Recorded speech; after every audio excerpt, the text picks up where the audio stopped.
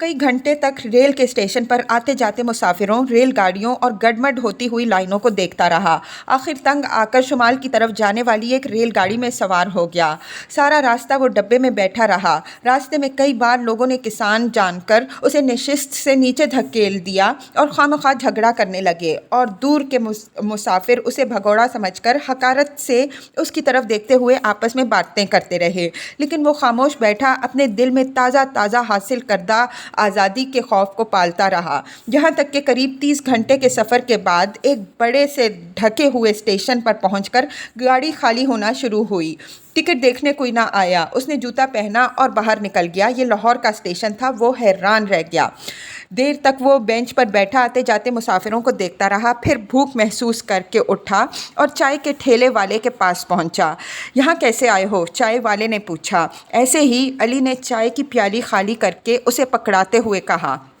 नौकरी की तलाश में? हाँ, मिल जाएगी, चाय वाले ने तशफ़ी के लहजे में कहा। जब तक तुम मेरे पास रुक सकते हो। मैं भी दिल्ली से नौकरी की तलाश में आया था, यहाँ आकर काम शुरू कर दिया, फिर यहीं पर झोंपड़ा डाल दिया। मेरी माँ है और मैं हूँ। बस पंजाब रोज़गार के लिए अच्छा है। जब तक काम ना मिले, जब तक जो मर्ज़ी आए दे देना। जब काम मिल जाएगा, जब जो मर्ज़ी आए करना, अलग हो जाना या जो मर्ज़ी आए। क्या कहा कि कहाँ के रहने वाले हो? थोड़ी देर बाद वो चाय वाले की तजवीज़ पर शहर देखने की गर्ज से चल पड़ा। ये शहर अच्छा लगा। यहाँ के लोग मोटे ताज़े थे और देहातियों की तरह ऊंची करख्त आवाज़ों में बातें करते थे। वो उम्र में पहली मर्तबा इतने बड़े शहर में आया था। रास्ते में कई जगह पर वो दिलचस्पी की छोटी मोटी चीज़ों के पास रुका। एक कैमरे वाला सड़क के किनारे एक देहाती की तस्वीर उतार रहा था। एक जगह सर्कस लगा था। वो कितनी ही देर तक गन्ने खाते हुए हाथी के पास खड़ा रहा। फिर एक बैलगाड़ी गुजरी जिसे एक किसान और उसकी बीवी हाँक रहे थे और लापरवाही से सड़क के बीचों बीच चल रहे थे। अली ने हाथ बढ़ाकर एक बैल का सर थपथपाया। एक बाज़ार में दाखिल होते हुए उसका माथा ठनका। वहाँ पर लोगों के इज्तिमा में जो वो बदनज़मी और लापरवाही ना थी जो मुनज़्ज़म शहरी ज़िंदगी की अलामत होती है। कारोबार मुअत्तल था और लोग छोटी छोटी टोलियों में खड़े हरासा आवाज़ों में बातें कर रहे थे। उनके दरमियान पुलिस की एक गैर मामूली तादाद नज़र आ रही थी। एक दुकान पर एक आवारा बैल खड़ा कपड़े के थान को चबा रहा था। लोगों के चेहरों से रौनक गायब थी। बज़ाहिर वो पुरअमन तरीके से खड़े थे, मगर ऐसा हरासा और चुपचाप अमन जिससे बदअमनी का खदशा पैदा होता था। अली जल्द जल्द उनके दरमियान से गुजर गया। सिर्फ बैल के करीब से गुजरते हुए ये देख कर कि वो खस्सी जानवर था, उसे रंज हुआ और उसने उन लोगों को जो इस हरकत के ज़िम्मेदार थे दिल में गाली दी। वो हमेशा से उन खुदगर्ज लोगों के ख़िलाफ़ था जो काम लेने की खातिर बैलों को खस्सी करवा देते थे। अगले बाज़ार में भी उसे उस आफत से छुटकारा ना मिला। ये बाज़ार तो गोया सारी चीज़ का मरकज़ था। लोग वहाँ बाकायदा जुलूस की शक्ल में दोनों तरफ जमा थे। उनके बीचों बीच चंद बावर्दी लोग थे जो रज़ाकार मालूम होते थे। हाथों में मामूली हथियार मसलन लाठी, बेलचा, बलम या तलवार लिए सीधी कतारों में खड़े थे। एक शख्स खाकी वर्दी में मलबूस हाथ में बेलचा उठाए इन कतारों के सिरे पर यूं खड़ा था जैसे अभी अभी तकरीर कर चुका हो। हुजूम से दबे दबे नारों की आवाज़ें उठ रही थीं। अली ने ख़तरा महसूस करके वहाँ से गुज़र जाना चाहा। जब वो हुजूम से गुज़र रहा था तो चंद पुलिस की लारियाँ आकर रुकीं और उनमें से चंद अंग्रेज़ अफसर और मुसल्लह गोरे सिपाही कूद कूद कर बरामद हुए। उसके देखते देखते एक अंग्रेज़ अफसर ने आगे बढ़कर सिरे वाले बेलचे बरदार से कोई बात की। उसने जवाब में अंग्रेज़ अफसर के मुंह पर ज़ोर का तमाचा मारा। अंग्रेज़ ने पीछे कूदकर रिवॉल्वर निकाला और 1 फुट के फासले से गोली चला दी। गोली उसे आंख के दरमियान लगी और वो गिर पड़ा। लेकिन इससे पहले कि अफसर संभलता, अक़ब से किसी ने उसके पहलू में बलम चबो दी। वो रिवाल्वर फेंक कर बलम के दस्ते पर झुक गया। पीछे से दूसरा अंग्रेज़ अफसर जो भागा आ रहा था रुक गया और रिवाल्वर हवा में लहरा कर चिल्लाया, फायर फायर। मजमा में भगदड़ मच गई। चशम ज़दन में बाज़ार गोलियों की खुश्क धमाकों और बारूद की बू से भर गया। मुनज़्ज़म रज़ाकार जिनमें भगदड़ निस्बतन कम थी, कूद कूद कर और चक्कर खा खा कर गिरे जा रहे थे। अली खड़ा का खड़ा रह गया। फिर भागते हुए हुजूम के धक्कों के साथ वो भी भागने लगा। फिर एक ज़ख्मी से ठोकर लगने पर दूर तक लड़खड़ाता चला गया। پھر چلا کر اس نے کوسا اور چھلانگ لگا کر ایک زینے پر چڑھ گیا اور بے تحاشا دروازہ پیٹنے لگا۔ پل کے پل کو مڑ کے اس نے تیزی سے گزرتی ہوئی زرد خوفزدہ شکلوں اور موت کا ناچ ناچتے ہوئے لوگوں کو دیکھا، پھر اونچی روتی ہوئی آواز میں گالی دے کر دھڑا دھڑ پیٹنے لگا۔ دروازہ کھل گیا۔ علی نے دھکے سے دروازہ کھولنے والی عورت لڑکھڑا کر زینے پر جا پڑی۔ وہ ایک معمولی شکل و صورت کی عورت تھی جس کی جوانی ڈھل رہی تھی۔ علی گھبراہٹ میں کافی دیر تک چٹخنی بند کرنے کی کوشش کرتا رہا اور منہ میں بڑبڑاتا رہا۔ اچانک عورت نے بڑے لاپرواہ انداز میں گالی دی اور اس کا ہاتھ جھٹک کر چٹخنی بند کر دی۔ چلو، اس نے اسی بیزار لہجے میں کہا اور علی کو آستین سے پکڑ کر زینے میں دھکیل دیا۔ آگے پیچھے سیڑھیاں چڑھتے ہوئے دونوں اوپر آ گئے۔ چھوٹے سے کمرے میں پہنچتے ہی علی چارپائی پر بیٹھ گیا۔ عورت کھڑکی کی درز میں سے نیچے کا نظارہ کرنے لگی۔ انسانی چیخوں اور گولیوں کے چلنے کی آوازیں لگاتار آ رہی تھیں۔ تھوڑی تھوڑی دیر کے بعد وہ ہاتھ پشت پر باندھ کر کمرے میں چکر لگانے لگتی۔ اس کا چہرہ زرد مگر بے خوف تھا۔ چوہوں کی طرح مر رہے ہیں۔ ایک دفعہ رک کر اس نے زیر لب کہا اور حقارت سے علی کو دیکھا۔ اس کے چلنے کے انداز سے بے حیائی اور مردانہ پن ظاہر تھا۔ علی خاموش بیٹھا حیرت اور خوف کے ملے جلے احساس کے ساتھ اسے دیکھتا رہا۔ آہستہ آہستہ گولیوں کی آوازیں آنا بند ہو گئیں۔ کبھی کبھی دور و نزدیک سے ایک آدھ فائر ہوتا اور پھر سناٹا چھا جاتا، سناٹا جو زخمیوں کی کراہوں کی وجہ سے شدید ہوتا جا رہا تھا۔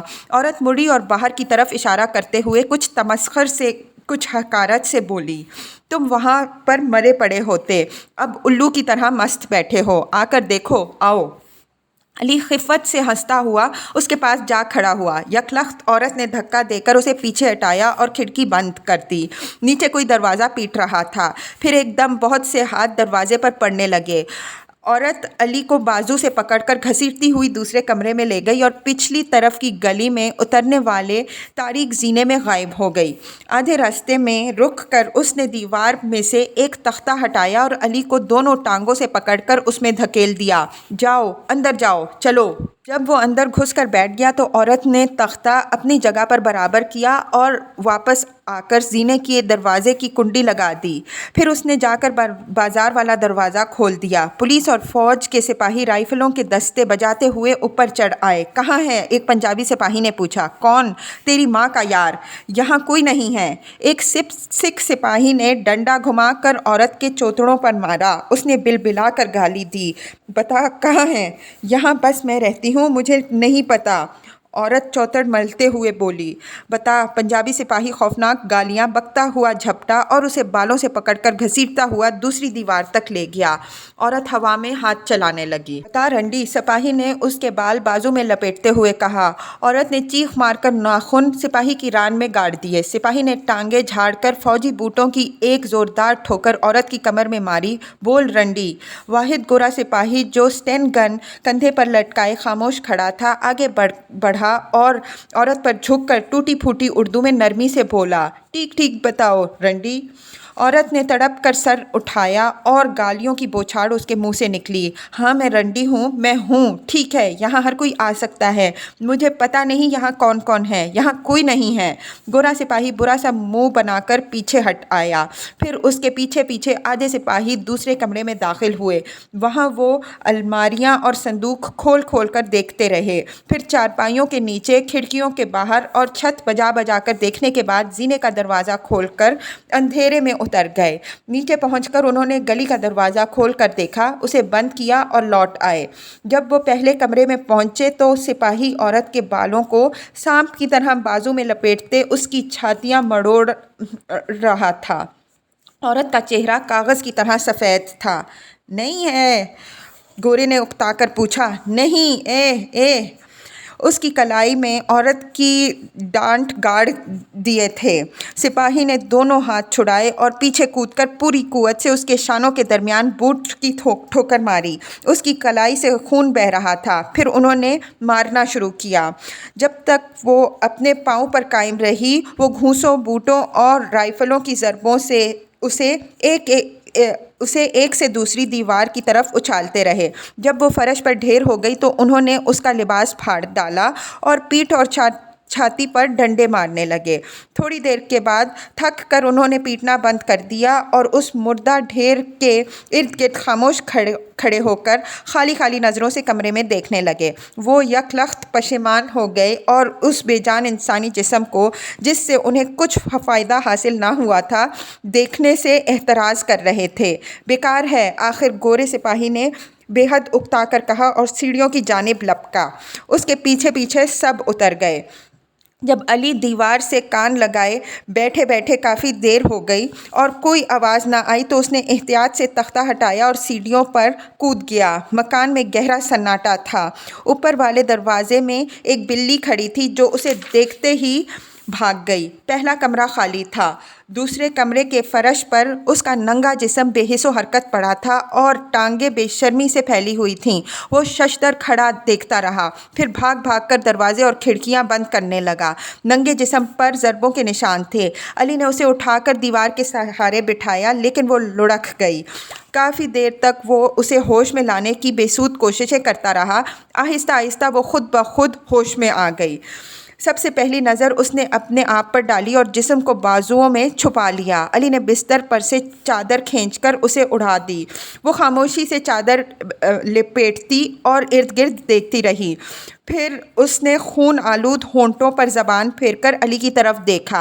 अली ने भौंडेपन से उसके कंधे पर हाथ रखा। दफ़तन वो उससे लिपट कर फूट फूट कर रोने लगी।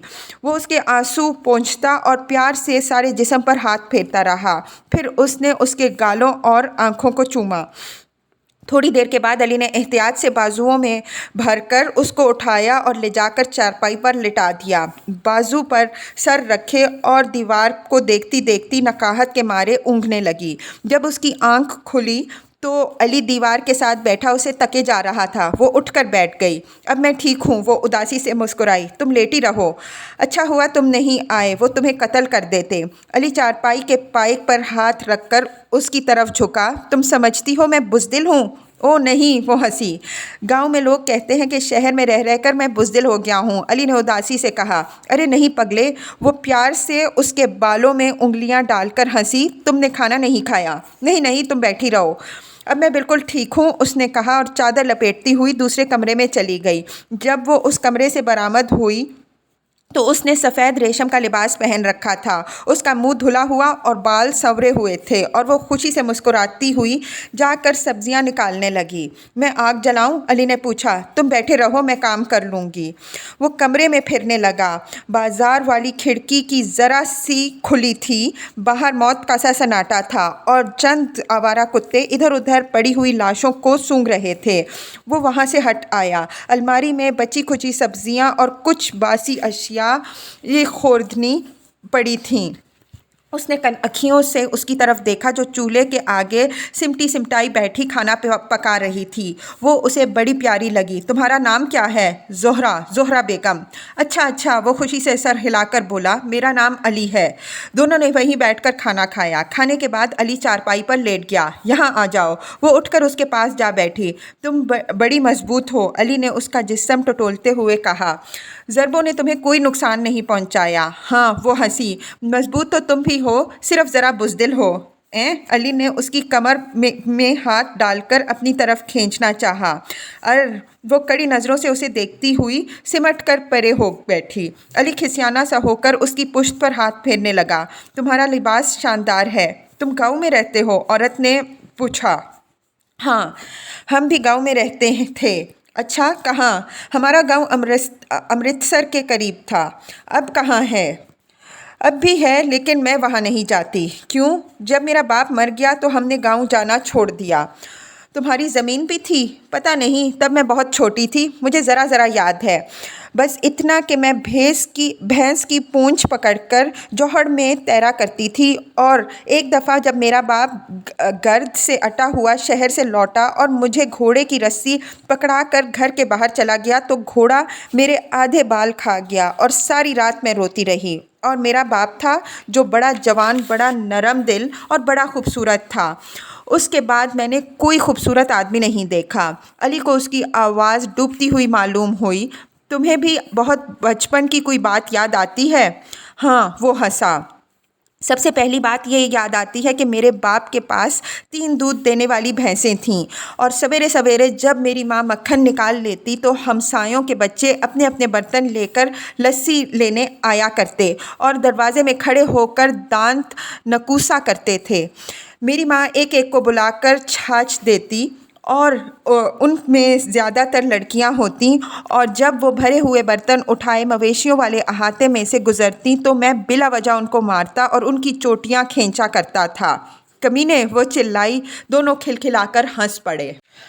انتہائی اعصابی کوفت کے بعد پیٹ بھر کھانے اور تھوڑے سے سکون نے علی پر غنودگی طاری کر دی اور وہ اس عورت کی گود میں ہاتھ رکھے رکھے سو گیا۔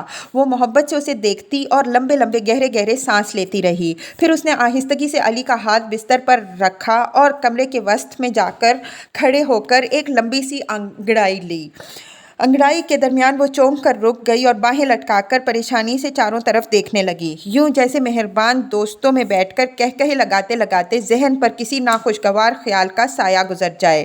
جب علی اٹھا تو وہ ایک بچے سے کھیل رہی تھی۔ یہ کون ہے؟ میری سہیلی کا بچہ۔ تمہارا کوئی بچہ نہیں؟ یہ سب کا بچہ ہے۔ سب کا؟ بچہ صحت مند اور چلبلا تھا۔ علی نے ہاتھ بڑھا کر اسے پکڑنے کی کوشش کی، لیکن وہ بھاگ کر عورت کے کندھوں پر جا چڑھا۔ اب گھوڑا بنو، مجھے بلایا کیوں تھا؟ اب گھوڑا بنو۔ بچے نے رٹ لگائی۔ وہ ہنستے ہنستے دوہری ہوئی جا رہی تھی۔ یہ دیکھو تمہارا گھوڑا، یہ بنے گا۔ عورت نے علی کی طرف اشارہ کیا۔ یہ کون ہے؟ بچے نے پوچھا۔ بوجھو۔ ابا ابا ابا، وہ تالیاں بجاتا ہوا چلانے لگا۔ علی کو بچے پر بے حد پیار آیا۔ وہ چارپائی سے اتر کر فرش پر گھوڑا بن گیا۔ آؤ آؤ۔ بچہ ڈرتے ڈرتے جا کر اس کی پیٹھ پر سوار ہو گیا۔ اب وہ دیواروں کے ساتھ ساتھ سارے کمرے میں چل رہا تھا اور عورت ہنستے ہنستے بیر بہوٹی بنتی جا رہی تھی۔ کبھی کبھی وہ اچھلنے اور گھوڑے کی بولی بولنے لگتا تو بچہ خوشی سے تالیاں بجاتا۔ آخرکار عورت نے کھینچ کر اسے علی کی پیٹھ سے اتارا اور گود میں لے کر بیٹھ گئی۔ وہ باتیں کرنے لگے، گاؤں کی باتیں، شہر کی باتیں۔ علی نے اسے اپنے کام کے متعلق بتایا جو اسے قطعی پسند نہ تھا، اور صبح کا واقعہ جس کے متعلق عورت نے بتایا کہ بازار کے آخر پر زمین کا ایک قطعہ تھا جو مسجد شہید گنج کے لیے وقف تھا اور جس پر سکھ اپنا حق جتا کر گوردوارہ بنانا چاہتے تھے۔ اس طرح وہ جو مدت سے جھگڑے کا سبب بنا ہوا تھا آج صبح کے سانحے پہ ختم ہوا۔ پھر انہوں نے گھر باہر کی باتیں کی، معمولی معمولی ذاتی باتیں جو ایک ہی گھر کے افراد یا قریبی دوست آپس میں کرتے ہیں۔ باتوں کے دوران 2-1 مرتبہ علی نے اسے اپنی طرف کھینچنا چاہا، لیکن اس نے سرد مہری سے اسے روک دیا۔ باتیں کرتے کرتے شام پڑ گئی۔ بچہ ان کے پاس سے اٹھ کر جا چکا تھا۔ اس وقت کمرے کے دروازے پر دستک ہوئی۔ عورت دروازے میں کھڑی ہو کر دستک دینے والے سے جو کواڑ کی اوٹ میں تھا باتیں کرنے لگی۔ دیر تک سرگوشیوں میں تو میں کرتے رہنے کے بعد وہ اونچی آواز میں گالی دے کر بولی، اس آفت کے وقت میں بھی، اور دروازہ بند کر کے علی کے پاس آ کھڑی ہوئی۔ اب تم جاؤ۔ علی نے حیرت سے اسے دیکھا۔ اس نے ندامت سے کپڑے جھاڑے اور ادھر ادھر دیکھتی ہوئی بولی، اب تم جاؤ، کل پھر آنا۔ کہاں؟ کہاں جاؤں؟ کہیں بھی جاؤ، چلو اٹھو۔ اس نے اسے بازو سے پکڑ کر اٹھایا اور سیڑھیاں اترنے لگی۔ آدھے راستے میں علی نے اسے روکا، لیکن پچھلی طرف سے نکالو، ادھر پولیس ہے، اس وقت اندھیرا ہے، کوئی نہیں دیکھے گا، چلو۔ آخری سیڑھی پر رک کر اس نے دونوں ہاتھ علی کے کندھوں پر رکھ دیے اور دھیرے سے بولی، کل پھر آنا۔ میرا یہاں کوئی نہیں، مجھے یہیں رہنے دو۔ اوہ، میں تمہارے ساتھ نہیں سوں گا۔ علی نے منت کی۔ فکر نہ کرو۔ نہیں، اب تم کل آنا، پھر پرسوں آنا، اور پھر ہر روز آیا کرنا۔ پھر وہ ہنسی۔ اندھیرے میں اس کے گہرے جذباتی کہکہے کی آواز علی کو بھلی معلوم ہوئی۔ اب جاؤ۔ اس نے دروازہ کھول کر علی کو باہر دھکیل دیا۔ وہ اندھیرے میں کھڑا اس کی چمکتی ہوئی آنکھوں کو دیکھتا رہا۔ جاؤ تو ٹھیک ہے، اب میں نہیں آؤں گا۔ نہیں بھائی، ضرور آنا، تمہاری منت کرتی ہوں۔ کتیا، علی نے کہا، اب تھوکنے بھی نہیں آؤں گا۔ کئی لمحوں تک وہ اندھیرے میں چپ چاپ کھڑے ایک دوسرے کو دیکھتے رہے۔ پھر عورت کی بھپری ہوئی آواز آئی جس میں وہی پہلے والی عریانی اور لاپرواہی تھی، حرامی، تم اس وقت چوہے کی طرح مرے پڑے ہوتے وہاں۔ اس نے گالی دے کر دروازہ بند کر دیا۔ علی نے انتہائی غصے میں 2-3 لاتیں بند دروازے پر جمائیں اور سانپ کی طرح پھنکارا، رنڈی۔ بازار میں سپاہیوں کے بھاری بوٹوں کی آہٹ پیدا ہوئی۔ وہ کود کر ایک دکان کے نیچے جا گھسا۔ उस वक़्त उसने दहल कर देखा कि वो एक मरे हुए आदमी पर बैठा था। सिपाही खामोशी से गुजर गए। बाहर निकलकर वो कुछ देर कांपती हुई टांगों पर वहीं खड़ा रहा। उसका दिल सुन्न हो चुका था। सर्दियों के आगाज़ में नईम पर फालिज का हमला हुआ। हमला ज़्यादा शदीद ना था। गांव के हकीम ने यकीन दिलाया था कि कोई बात नहीं, सर्दियों में घोड़े भी अक्सर जुड़ जाया करते हैं और 2-1 गीदड़ पकाकर खिलाने पर भले चंगे हो जाते हैं। उसके बावजूद वो चारपाई से जा लगा। 2 हफ्ते बाद ये खबर अज़रा ने मुंशी की ज़बानी सुनी, जो लगान के सिलसिले में रोशन महल गया हुआ था। दिन भर वो कमरे में पड़ी रही। दोपहर के वक्त बाग में उतर आई। ख़िज़ां की जर्द हवाएं चल रही थीं और रोशों पर गिरे हुए पत्ते धूप में चमक रहे थे। वो बरगद की जड़ पर चढ़कर बैठ गई और खुश्क पत्तों की ढेरी बनाने लगी। कभी कभी दफ़तन बेचैन होकर कानों पर हाथ रख लेती, फिर उस कन्फ्यूजन से घबरा कर उठी और अगले दरख्त की जड़ पर जा बैठी। वहाँ भी वो आसानी के साथ तवाज़ुन कायम करके बैठी, पत्तों को हवा में उड़ाती रही। उसने मौसम के शदीद हुस्न को महसूस ना किया। अगले रोज़ वो रोशनपुर पहुंची। गांव उसी तरह पुराना और गर्द आलूद था। वही दीवारें और दरख्त और गलियां, वही खेत जिनमें इक्का दुक्का किसान हल जोत रहे थे। ये बयाई का मौसम था। उसने जहन पर जोर देकर सोचा। इस बरसों पुराने ख्वाबीदा मंजर को देखकर वो बेतरह उदास हो गई। अपने घर में दाखिल होकर उसने बूढ़े रखवाले का हाल पूछा। बूढ़ा चाबियों के गुच्छे को टटोलता हुआ उसकी गैर मुतवक्के आमद पर खुशी और रंज के मिले जुले जज्बात के मारे रोने लगा। नौकरों को मकान खोलने का हुक्म देकर वो बावर्ची खाने में जा बैठी। मकान में दरवाज़ों खिड़कियों के खुलने और झाड़ने फटकने की आवाज़ें आ रही थीं। फर्नीचर घसीटा जा रहा था। कभी कभी एक आध शीशा टूटता और नौकरों के बातें करने की आवाज़ें आतीं। ये मौसम ख़िज़ां का एक शफाफ दिन था और बावर्ची खाने में धूप भरी हुई थी।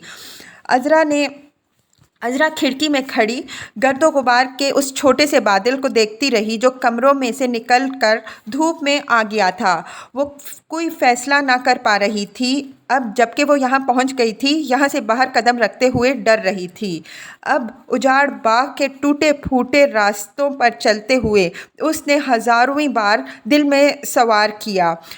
वही लिदगी, वही बेइत्मीनानी हर जगह उसका पीछा कर रही थी। जब अंधेरा चारों तरफ फैल गया तो वो चोरों की तरह नईम के घर में दाखिल हुई। मवेशियों के अहाते में नईम की माँ लकड़ी की बाल्टी में दूध धो कर अंदर ले जा रही थी और कच्ची मुंडेर पर शाम का सितारा झुलमुला रहा था। वो उस घर में पहली बार दाखिल हो रही थी। वो यहाँ कभी ना आई थी। उसने नईम की माँ को सिर्फ एक बार दूर से देखा था। ये घर उसके ख्वाबों के जजीरे पर कहीं भी वाक़ ना था। यहाँ आने के बारे में उसने कभी सोचा भी ना था। आज अजनबियों की तरह इस घर में कदम धरते हुए उसके दिल में अलैदगी, इस कदीम बेगानगी का एहसास तक पैदा ना हुआ कि लाशऊरी कुव्वतें उस कदर ताकतवर होती हैं। बेआवाज़ कदमों से अहाता पार करके उसने अंदर झांका। खाते पीते किसानों के घरों की तरह एक मकान था। बावर्ची खाने में बुढ़िया काम कर रही थी। जब वो खिड़की के सामने से गुजरी तो उसका साया सहन में पड़ता। कमरे के दरवाजे का एक पट खुला था और चारपाई पर लेटे हुए मर्द की टांगें नज़र आ रही थीं। नईम, अज़रा ने कपकपाकर सोचा। वो अंगूर की बेल के नीचे अंधेरे में धड़कते हुए दिल पर हाथ रखे खड़ी रही, जैसे नादार लोग खुराक की उम्मीद में सरे शाम अव्वल किसानों के दरवाज़ों पर चुपचाप आ खड़े होते हैं। फिर उसने बिल्ली की तरह चलकर सहन प्यार किया। नईम चेहरे के आगे किताब रखे लैंप की रोशनी में पढ़ रहा था। आहट सुनकर बच्चों की तरह बोला, माँ मुझे भूख लगी है, मालिश फिर कराऊंगा। कोई जवाब ना पाकर उसने किताब हटाई। उसका मुंह खुले का खुला रह गया और किताब नीचे गिर गई। उसने उठने की कोशिश की, लेकिन कोहनी के बल सिर्फ आधा उठ सका। उसका माथा आधा सर तक जा चुका था और कनपट्टियों पर सफ़ेद बालों के गुच्छे लटक रहे थे। जिस्म फरबही की तरफ माइल था। अज़रा दरवाजे को थामे खड़ी थी। उसने देखा कि नईम की आंखों में बेपनाह मज़लूमियत थी। उसकी टांगें कांपने लगी और वो उसकी चारपाई के पास जाकर बैठ गई। अज़रा आखिरकार नईम बुड़बुड़ाया और धम से तकिए पर गिर पड़ा। कुछ देर तक वो सीधा लेटा आंख झपके बगैर खला में देखता रहा। फिर यकायक उसने करवट बदली और बाजू अज़रा की गर्दन में डालकर उसको अपनी तरफ खींचा। वो उसके कंधे पर सर रख कर रोने लगी। महबूब आंखों में बेकरार मज़लूमियत की झलक और एक लम्हे के लम्स ने बरसों के गुरूर को हकीर बना दिया। नईम ने उसे माथे पर चूमा और आंखों पर और गालों पर और होंठों पर एक एक लफ्ज़ कहे बगैर वो बेताबी और गर्मजोशी से उसे सारी जगहों पर चूमता रहा, हत्ता कि आंसुओं का नमकीन मज़ा उसे अपनी ज़बान पर महसूस हुआ। मत रो, वो कोशिश करके बोला। उसकी आवाज़ खुश्क और कमज़ोर थी। अज़रा झुलमुलाई हुई आंखों से उसे देखने लगी। तुम बीमार हो? उसने दुख से पूछा। अब ठीक हूँ, उसने कहा और उसे छातियों के ऊपर चूमा जहाँ से गला खुला हुआ था। एक उम्र गुजर जाने पर भी उसके सीने की जिल्द मजबूत और सेहतमंद थी। अज़रा ने उसके बालों में उंगलियां डालकर पहली बार उसे चूमा और जज्बे की शिद्दत से दोबारा रोने लगी। मत रो, नईम ने उसकी पुश्त पर हाथ फेरते हुए दोहराया। लेकिन अपने आप पर काबू करके उसने आंसू पोंछ डाले। नईम की माँ हाथ में सुर्ख रंग के तेल का बर्तन लिए दरवाजे में खड़ी हैरत से अजनबी जवान औरत को देख रही थी। फिर यकायक उसने उसे पहचान लिया और सादा पुरमानी हंसी उसके चेहरे पर फैल गई। वो एहतियात से आकर चारपाई पर बैठ गई और बेटे की टांग पर मालिश करने लगी। उसकी आमद को किसी ने महसूस ना किया। तुम फिर जेल गए थे? अज़रा ने पूछा। हाँ। कितनी देर? बहुत देर। वो महवियत से उसे देखता रहा। कई साल। तुम्हारे बाल गिर रहे हैं। हाँ, उसने संजीदगी से कहा। अज़रा हौले से हंसी। नईम भी उसके साथ हंसा। वो कुछ भी ना समझ रहा था। वो महज उस बरसों की गुमशुदा महबूब आवाज़ को सुनने में महव था जो आहिस्ता आहिस्ता करीब आ रही थी, उसे वापस मिल रही थी, जैसे आधी रात के मुल्लाहों का गीत जो अभी करीब आता है और फिर दूर चला जाता है और कहीं नज़र नहीं आता, लेकिन मुसाफिरों की हिम्मत बढ़ाता और तूफ़ानी रातों में उन्हें ज़िंदगी की मेहनत और खुशी का यकीन दिलाता है। फिर अज़रा ने नईम की माँ को देखा और गहरी तरह झेंप गई। मैं तेल मलती हूँ। नहीं, नईम ने उसे पकड़ रखा। तुम बातें करो। बातें भी करेंगे। वो हंसी और उठकर पाइंती बैठ गई। अच्छा, नईम की माँ बेफन मानी खेज़ अंदाज में हंसती हुई बाहर निकल गई। फिर सहन में से लौटी और आकर दरवाज़ा बंद कर दिया। उसका सफ़ेद सर तेज़ी से हिल रहा था। अज़रा उसकी पिंडली पर तेल मलती और हौले हौले बातें करती रही। अपनी बातें, उसकी बाएं टांग की बातें जिस पर फालिज का असर था। नईम गहरी महवियत से सुनता और उसके कहने पर अपने जिस्म के नीम मुर्दा हिस्से को हिलाने की कोशिश करता रहा। आहिस्ता आहिस्ता वो उस शहर में से निकल आया।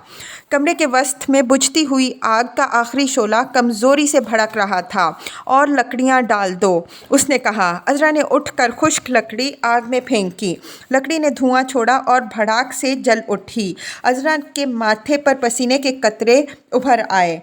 कमरे में लकड़ी के जलने और मालिश के तेल की मिली जुली बू फैल गई थी और दीवार पर अज़रा का साया नाच रहा था।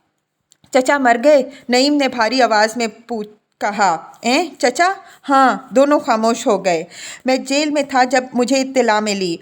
वो मेरे जेल जाने पर सख्त खफा थे। कई बार मैंने पैगाम भेजा कि आकर मिल जाएं, लेकिन ना आए। उन्होंने कहा, नईम से जाकर कह दो मेरा उससे कोई ताल्लुक़ नहीं रहा। मैं उसके बग़ैर आसानी से रह सकता हूँ। मुझे उससे इस बात का दुख हुआ। उसके बाद मैंने कोई पैगाम ना भेजा। फिर वो बीमार पड़ गए। मुझे लोगों ने आकर बताया कि उनका इलाज होता रहा। शदीद तकलीफ़ के बावजूद वो बीमारी को सब्र से बर्दाश्त करते रहे। उन्होंने किसी का नाम ना लिया, किसी से मिलने की ख्वाहिश जाहिर ना की।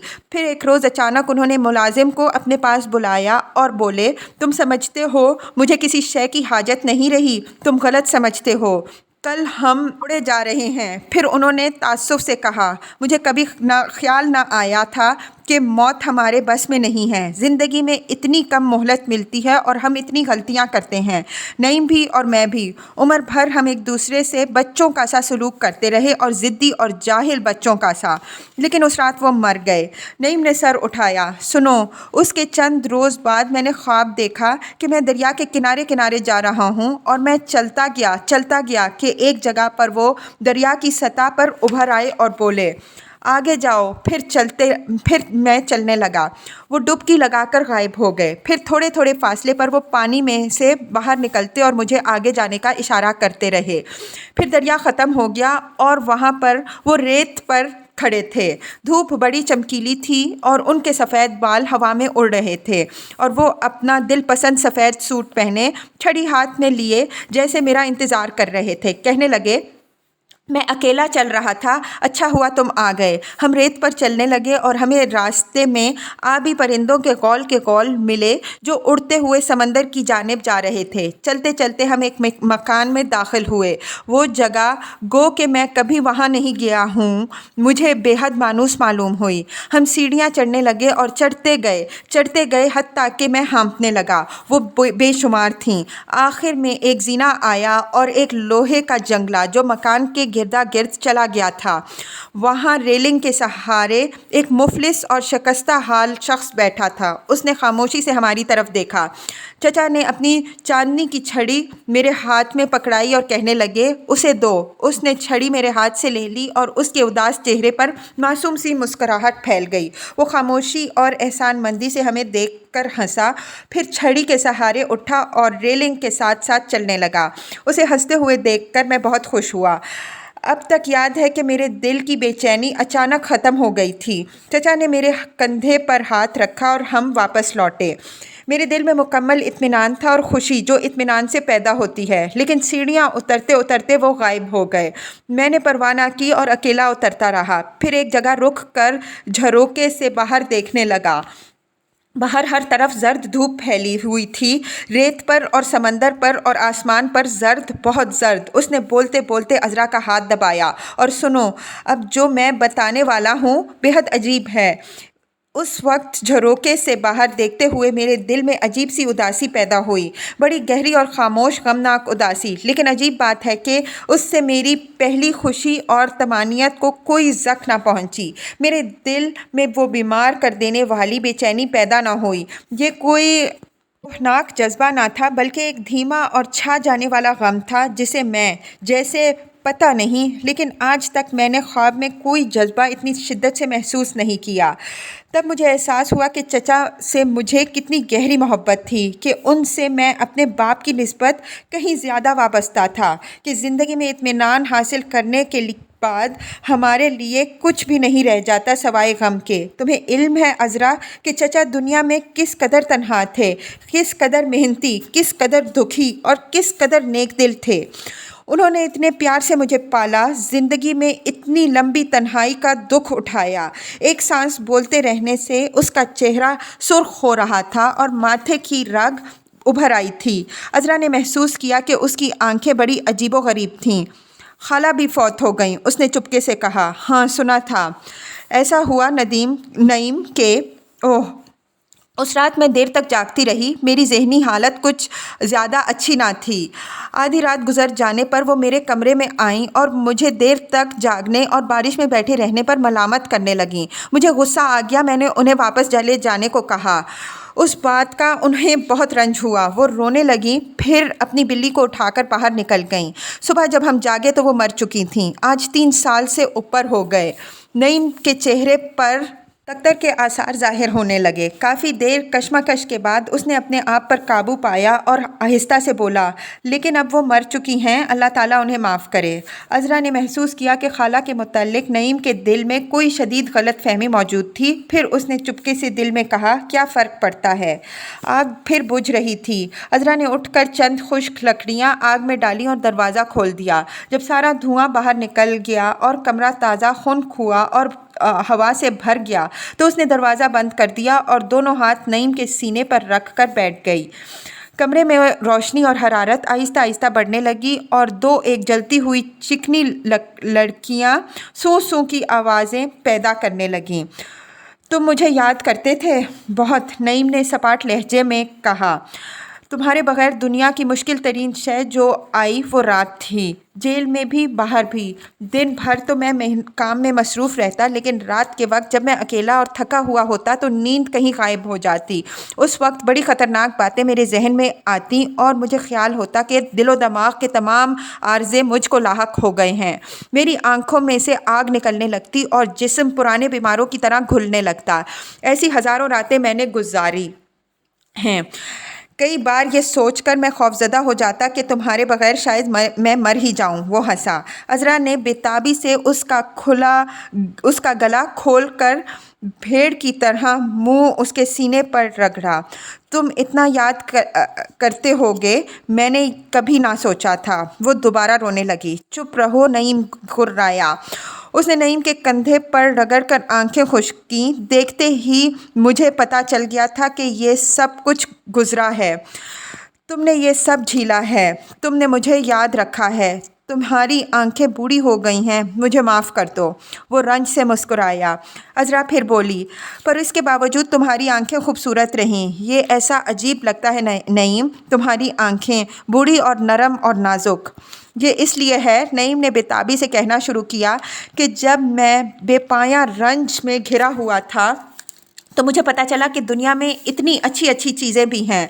बड़ी बड़ी मुसर्रतों के अलावा छोटी छोटी खुशियाँ भी हैं, जिनको हम अपनी मसरूफ़ियतों में भूल जाते हैं, लेकिन जो रंज में हमारे काम आती हैं, जो हर दम हमारे आसपास रहती हैं, इतने करीब कि हम हाथ बढ़ाकर उन्हें पकड़ सकते हैं। पुरानी पुरानी बातें, मसलन वो जहन से मिटता हुआ बईद चेहरा जो उस बूढ़ी औरत का था जिसने बचपन में मेरी निगहदाश्त की थी, और पहाड़ की ढलान पर हमारा घर था जिसकी टीन की छत पर बारिश शोर मचाती थी, और लकड़ी के बरामदे में बिल्ली ने बच्चे दे रखे थे, और मेरा पुराना जूता जो एक दफ़ा मैंने चलती गाड़ी में से बाहर फेंक दिया था, और फिर उसके करम खोरदा खुश्क चमड़े पर आखिरी नज़र डालने के लिए बेताब होकर खिड़की में से झांकने लगा, और जंगली कबूतर जो हमारे घर में रिहा करते थे, और वो बूढ़ा कल्लाश आदमी जिसको मैंने अपनी पुरानी ऊनी जराबें दी थीं,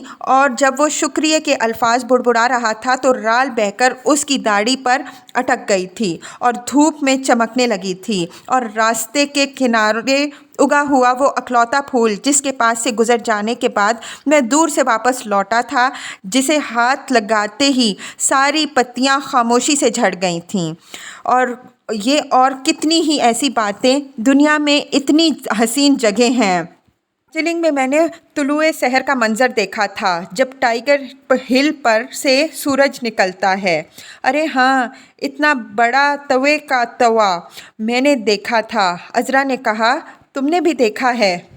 नारंगी रंग का, कभी जर्द रंग का, कभी सुर्ख रंग का, चिमचिमाता हुआ इतना बड़ा, ऐसी शान, ऐसे वक़ार के साथ कि इंसान के दिल में उमंग पैदा होती है और कोई हसरत बाकी नहीं रहती। वो रुका, और फिर मैदान जंग की वो रात थी, वो परिस्तान की रात अभी तक मेरी आंखों के सामने है, जब मुसलसल बर्फ़बारी के बाद चांद निकल आया और हम खंदकों में बैठे थे।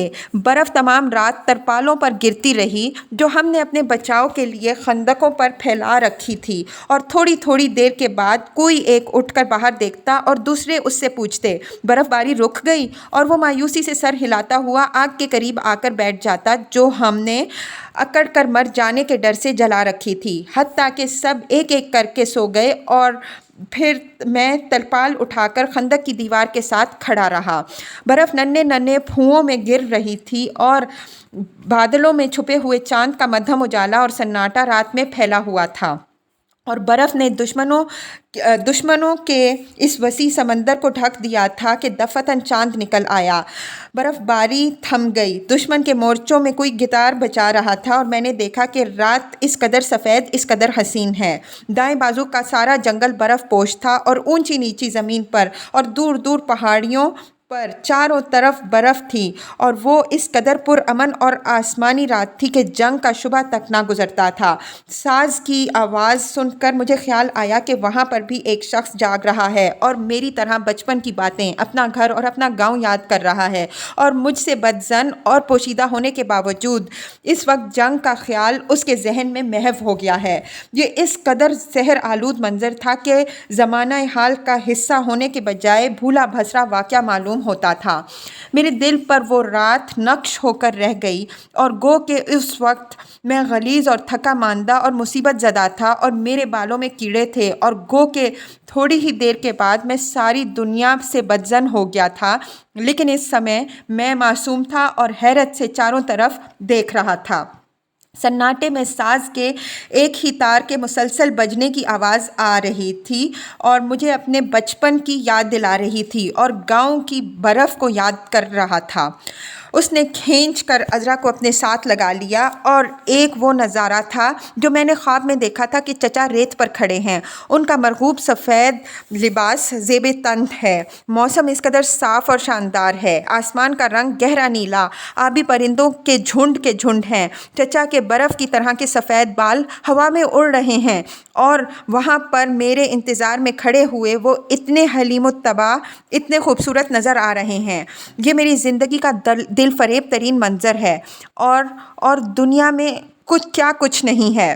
بہار کا موسم ہے، خزاں کی سپہرے ہیں اور شہد کی مکھیوں کے چھتے ہیں، اور میرا گھر ہے جہاں میری ماں ساری دنیا میں صرف میرا انتظار کرتی ہے، اور تم ہو، تمہاری آواز ہے جو تمہاری غیر موجودگی میں میرے کانوں میں محفوظ رہی ہے، تمہاری آواز کا یہ جادو جو زندگی اور زندگی کی ساری طوفان خیزیوں کا احساس پیدا کرتی ہے۔ قریب آؤ عذرا، میرے ساتھ لگ کر میری باتیں سنو۔ میرے دوست ہیں، تمہیں پتہ ہے ان میں سے کئی ہیں جو جھوٹ بولتے ہیں اور بڑا ہانکتے ہیں، اور جب میں گہری توجہ کے ساتھ ان کی باتیں سن رہا ہوتا ہوں تو سارا وقت مجھے علم ہوتا ہے کہ وہ شیخی کر رہے ہیں، اور دوسرے ہیں جو شرابی ہیں اور اپنے بیوی بچوں کی پرواہ نہیں کرتے، اور دوسرے ہیں جو اس سے بھی برے ہیں۔ اگر کوئی دنیا کا اخلاقی جائزہ لینے نکلے تو ان کی برائیوں کی فہرست بنا ڈالے، لیکن انہوں نے میرے ساتھ ہمدردی کی ہے اور مجھے پیارے ہیں۔ دنیا کے سارے اچھے لوگ تو ہمارے دوست نہیں ہو سکتے نا۔ عذرا جو اس کے ساتھ لگی محویت سے اس کی باتیں سن رہی تھی، سر اٹھا کر بولی، ایک بات بتاؤں نعیم، جب میں دلی میں تھی تو سوچتی تھی کہ یہاں کیسے آؤں گی۔ وہ سب کچھ جو گزرا ایسا خوفناک تھا، حتیٰ کہ آج صبح میں یہاں پہنچی جب بھی، بلکہ انگور کی بیل کے نیچے کھڑی جب میں تمہارے پاؤں دیکھ رہی تھی اس وقت بھی میری سمجھ میں کچھ نہیں آ رہا تھا، پر اب میں یہاں بیٹھی ہوں تو محسوس کرتی ہوں کہ یہ کچھ بھی نہیں ہے۔ وہ بچوں کی سی ضد اور خوف جس سے اتنا عرصہ ہمیں روکے رکھا کچھ نہ تھا، یہ ایسی معمولی، آسان اور قدرتی بات تھی، یہ ساری بات یہاں آنا۔ عذرا ہم کچھ بھی نہیں ہوتے، ہم بہت چھوٹے اور معمولی لوگ ہیں، قدرت کے ہاتھوں میں ہماری زندگیاں بے بس اور کمزور ہیں، صرف ہماری مشقت انہیں مضبوط بناتی ہے اور ہماری قوت برداشت انہیں مضبوط بناتی ہے، اور ہماری دوستی اور ہماری رفاقت انہیں مضبوط بناتی ہے، اور محبت، اس کے بغیر ہم کمزور اور نادر ہیں۔ اس کی آواز بھرا آئی، تم نے بہت سوچنا شروع کر دیا ہے عذرا، عذرا نے اس کے ماتھے پر ہاتھ پھیرتے ہوئے کہا۔ خزاں کی خنک رات آہستہ آہستہ بڑھ رہی تھی اور نعیم کی ماں کی نیند غائب ہو چکی تھی۔ وہ بار بار صحن پار کر کے دروازے تک جاتی، درزوں میں سے جھانک کر دیکھتی اور اطمینان سے سر ہلاتی ہوئی واپس آ جاتی، حتیٰ کہ اس کا بیٹا اور بہو اسی طرح باتیں کرتے کرتے سو گئے۔ وہ دیر تک جاگتی رہی۔ چند روز کے بعد عذرا اسے دلی لے آئی اور روشن محل میں اس کا باقاعدہ علاج ہونے لگا۔ عذرا نے ٹھیک کہا تھا، نعیم نے واقعی سوچنا شروع کر دیا تھا، گو اس میں اس کی شعوری کوشش کا دخل کم ہی تھا، یہ زیادہ تر اس کی بیماری اور طبعی حرکت کے رک جانے کا قدرتی نتیجہ تھا۔ اس نے کبھی اتنی بے عمل زندگی نہ گزاری تھی، جیل کے طویل سالوں میں بھی نہیں۔ جسمانی معذوری اور دل کی غمخواری کے باعث اس کے پاس زندگی کا ایک راضی برضا نظریہ تھا۔ اس نے کبھی سوچنے کی ضرورت محسوس نہ کی تھی۔ زندگی میں واقعات اتنی تیزی سے اور اس قدر بے اختیاری طور پر رونما ہوئے تھے اور انہوں نے اس طرح اسے آگے چلایا تھا کہ نظریہ قائم کرنے کی اس کو مہلت ہی نہ ملی تھی۔ لاشعوری طور پر اس کی زندگی کے خارجی اثرات کو، اتفاقات اور حادثات کو قدرت کی برتر طاقتیں تسلیم کرتے ہوئے اپنے آپ کو ان کے حوالے کر دیا تھا۔ ذہنی بے چارگی کے اس عالم کو اس نے محسوس ہی نہ کیا تھا۔ اس نے تو ذہن کے باہر رہ کر عمر گزاری اور دنیا دیکھی، اور یہ عمل اسے خاصا دلچسپ اور سہل لگا تھا۔ سوچ سے وہ ہمیشہ گھبراتا تھا۔ وہ اس زندگی کا جس کے آگے آگے وہ بھاگا جا رہا تھا عادی ہو چکا تھا اور اس کو بدلنا نہ چاہتا تھا۔ نامعلوم کے خوف نے اس کو زندگی کے دھارے کا رخ بدلنے سے روکے رکھا تھا۔ گو یہ مادی بلکہ جبلی زندگی جو وہ بسر کر رہا تھا اسے کچھ راس نہ آئی۔ اس نے اسے عظیم جسمانی اور دلی روگ دیے تھے اور شدید غمخواری نے اسے کھوکھلا کر دیا تھا، لیکن اتنی ستمگیری کے بعد نامعلوم کا خوف انتہا کو پہنچ چکا تھا اور وہ کسی بھی صورت کوئی نیا راستہ تلاش کرنے کی ہمت اپنے میں نہ پاتا تھا۔ چند ایک بار واقعات کی زد میں آ کر جو وہ سوچنے پر مجبور ہوا تھا تو اس نے ایک عجیب سی ذہنی کوفت محسوس کی تھی جس نے اس کے لاشعور میں سوچ کا اور تغیر و تبدل کا خوف بٹھا دیا تھا۔ ایک سخت کوش جسم کے سہارے اپنی لا علمی میں وہ یہی سمجھے گیا تھا کہ یہ زندگی جو وہ بسر کر رہا تھا اصل آرام دہ اور پرسکون زندگی تھی، اور یہ کہ کبھی کبھار آفتیں تو آیا کرتی ہیں، اور اصل آفت وہ ہے جو ذہن اور روح پر آتی ہے اور جس سے دل کا سکون غائب ہو جاتا ہے اور ڈر کے مارے آدمی نیند میں سے اٹھ بیٹھتا ہے۔ لیکن جس طرح چلتے ہوئے انجن کے دفعتاً روک دیے جانے پر زائد بھاپ کے اخراج کے لیے سیفٹی والو کھل جاتا ہے، اسی طرح چارپائی کے ساتھ لگ جانے سے اس کے ذہن کی کھڑکی جو نامعلوم پر کھلتی تھی وہ ہو گئی۔ پہلے اس نے کھڑکی کے اندھیرے میں دیکھنے سے احتراز کیا، پھر جب کوئی چارہ نہ ملا تو سٹپٹا کر آنکھیں ملائیں۔ جیسے ایک بچے کو لا کر اندھیرے میں چھوڑ دیا جائے تو آنکھیں بند کر کے رونے لگتا ہے، پھر آہستہ آہستہ چپ ہو جاتا ہے اور ہچکچاتا ہوا آنکھیں کھولتا ہے، بند کر لیتا ہے، کھولتا ہے، بند کر لیتا ہے، آخر جب اندھیرے میں دیکھنے کے قابل ہو جاتا ہے تو مٹی میں ہاتھ مار کر کھیلنے لگتا ہے۔ پھر جب اس کو اپنی موجودگی اور اپنے آس پاس کی دنیا کی موجودگی کا یقین ہو جاتا ہے تو اٹھ کھڑا ہوتا ہے اور دوستی کے انداز میں ہاتھ بڑھا کر چلنے لگتا ہے۔ اسی طرح سوچنے کے عمل نے نعیم کے ذہن پر کام کیا تھا۔ جب اس نے پہلی بار اعتماد کے ساتھ اس کے اندر جھانکا تو یہ دیکھ کر اسے تعجب ہوا کہ اس کا ذہن کنواری زمین کی طرح تھا، ان غیر آباد جزیروں کی طرح تھا جہاں صرف خود رو پھول اور پودے اگتے ہیں، ان اجنبی سمندروں کی طرح تھا جن میں کبھی جہاز رانی نہ کی گئی ہو۔ جب وہ پورے یقین کے ساتھ سوچنے لگا تو ذہنی کوفت کے ساتھ ساتھ اسے اطمینان بھی نصیب ہوا۔ اندھیرے میں جگہ جگہ روشنیاں پھوٹنے لگیں۔ اس اجالے میں اس نے بہت سی چھوٹی چھوٹی خوشکن باتیں دیکھیں۔ اس کی حالت بلی کے اس نومولود بچے کی مانند تھی جو کئی روز تک آہستہ آہستہ بڑھتے ہوئے اجالے کو جذب کرتا رہتا ہے اور جب اس کی آنکھیں کھلتی ہیں تو بہت خوش ہوتا ہے۔ اس کے باوجود چند ہٹیلی شکلیں تھیں جو اس کھڑکی کے اندھیرے اجالے میں دور دور بکھری ہوئی تھیں، کبھی کبھی وہ خوفناک حد تک قریب آ جاتیں۔ ایک وہ ڈھلکی ہوئی مونچھوں والا غلیظ ستا ہوا مردہ چہرہ تھا جس پر مدھم چاندنی پھیلی ہوئی تھی، ایک وہ بوڑھے بیل کی طرح جھول کر چلتا ہوا ہیولا تھا جو تاریک قبرستان میں اس کے ساتھ ساتھ چل رہا تھا جبکہ خوبانی کے سفید شگوفے ان کے سروں پر گر رہے تھے اور اسے عجیب سا احساس ہوا تھا کہ وہ مرے ہوئے آدمی کے ساتھ چل رہا ہے۔